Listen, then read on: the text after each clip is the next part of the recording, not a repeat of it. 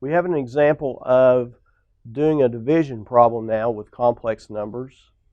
And division is a little bit different.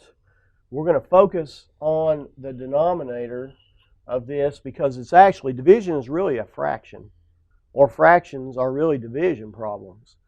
And the way we deal with a complex number where we're dividing is we have to look at the denominator and we want to find what's called the complex conjugate. And that sounds pretty complicated, but it's not really. The complex conjugate is simply taking the complex part of a complex number and changing the sign on it. In this case, this 5i is a positive, so the complex conjugate is going to be a negative 5i. So we're going to take that now and we're going to multiply this by the complex conjugate over itself. And if you recall, whenever you're doing division or a fraction, if you have anything over itself, it's still, no matter what it is, it's still the equivalent of being just 1. So negative 5i over negative 5i really is just 1. But we're going to use this to help us do this division. So now that we have that, we're going to actually multiply these two quantities together. So on the top, we're going to take the negative 5i and we're going to multiply it times 3 plus 10i. And on the bottom, we're going to multiply the negative 5i times a positive 5i. So we have negative 5i times a positive 5i. I'm going to move down so I have a little more room to work. So I'm going to pull this down here. Negative 5i times 3 plus 10i over negative 5i times just 5i. Now, on the top, I distribute that across the parenthesis. So I multiply negative 5i times 3, gives me a negative 15i.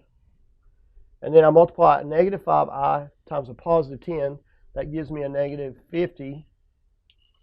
And notice I have I times I gives me I squared.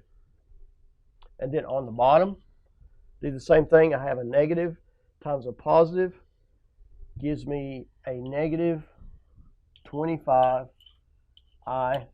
squared. All right, now before we go any further, we need to deal with the I squared.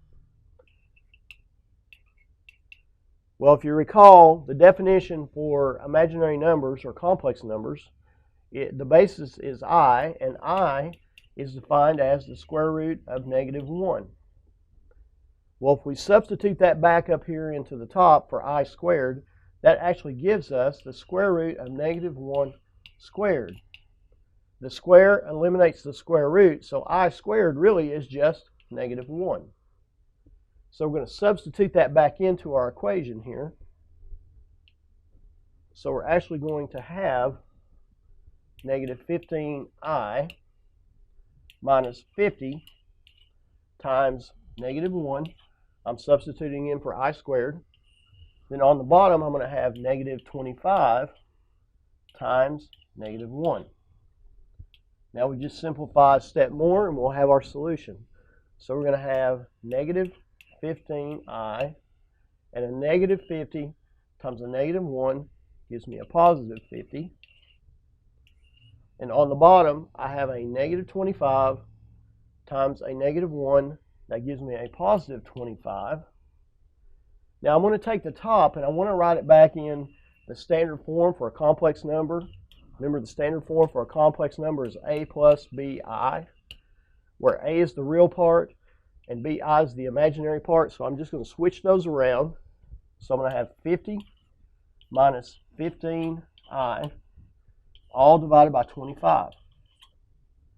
Now in algebra, the name of the game is simplifying things as much as possible. So I'm going to do that. And I'm going to look at breaking this thing into two different fractions. So I'm going to break it into 50 divided by 25 minus 15i divided by 25.